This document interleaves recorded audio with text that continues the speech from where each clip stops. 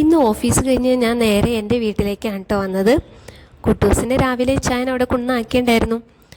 വന്നപ്പോൾ തന്നെ കുട്ടു പറഞ്ഞു ബാഡ്മിൻ്റൺ കളിക്കാമെന്ന്. എന്നിട്ട് ഞങ്ങൾ രണ്ടുപേരും കൂടി ബാഡ്മിൻ്റൺ കളിച്ചു. അപ്പോൾ അത് അവിടെ റോഡ് സൈഡിൽ തന്നെ വെള്ളിയിലെ താളി നിൽക്കുന്നുണ്ട്. വെള്ളിയിലെ താളി എല്ലാവരും കേട്ടിട്ടുണ്ടാവുമെന്ന് വിചാരിക്കുന്നു. അത് കൂടുതലും മുടിക്കൊക്കെയാണ് നല്ലത്, മുടിക്ക് വേണ്ടിയിട്ടാണ് ഉപയോഗിക്കുന്നത്. മുടി കൊഴിച്ചിൽ, താരൻ, അകാലനര, അതുപോലെ തന്നെ മുടി നന്നായിട്ട് തഴച്ച് വളരുകയും ചെയ്യും. ആഴ്ചയിൽ ഒരു 2 പ്രാവശ്യം ഇത് ഉപയോഗിച്ചാൽ മതി. ഞാനിപ്പോൾ കുറേ നാളായിട്ടോ ഇത് തേച്ചിട്ട്. നേരത്തെ യൂസ് ചെയ്തുകൊണ്ടിരുന്ന സമയത്ത് നന്നായിട്ട് മുടിയുണ്ടായിരുന്നു. ഇപ്പോൾ പിന്നെ അതിനൊന്നും സമയം കിട്ടാറില്ല. നിങ്ങൾ ഈ വെള്ളിയിലെ താളിനെ കുറിച്ചൊരു പഴഞ്ചൊല്ല് കേട്ടിട്ടുണ്ടോ? അമ്മ കറുമ്പി, മോള് വിളുമ്പി, മോക്കടെ മോള് സുന്ദരിക്കോത. സുന്ദരിക്കോത എന്ന് പറയുന്നത് എൻ്റെ ആ പൂവാണ് കേട്ടോ. കുട്ടൂന് ആ വെള്ളയിലെ കഞ്ഞിയും കുഞ്ഞും കളിക്കാൻ വേണമെന്നും പറഞ്ഞ് അവനും പറിച്ചെടുത്തു.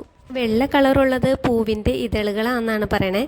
പച്ചില മാത്രമാണ് താളിക്കെടുക്കുക. ഇത് ശരിക്കും ചൂടുവെള്ളത്തിലിട്ട് വേണം കേട്ടോ അരച്ചെടുക്കാനായിട്ട്. അപ്പോഴാണ് ചെമ്പരത്തി താളിയുടെ പോലെ ആ ഓയിലി ടെക്സ്ചർ വരുള്ളൂ. എണ്ണയും താളിയൊക്കെ തേച്ച് മുടിക്ക് നല്ല ലെങ്ത് വെച്ച് കഴിയുമ്പോൾ തോന്നും ഷോർട്ട് ആക്കണമെന്ന്. മുടി വെട്ടിക്കളഞ്ഞ് കഴിയുമ്പോൾ തോന്നും നീളം ഉള്ളതായിരുന്നു നല്ലതെന്ന്. നിങ്ങൾക്ക് അങ്ങനെ തോന്നാറുണ്ടോ?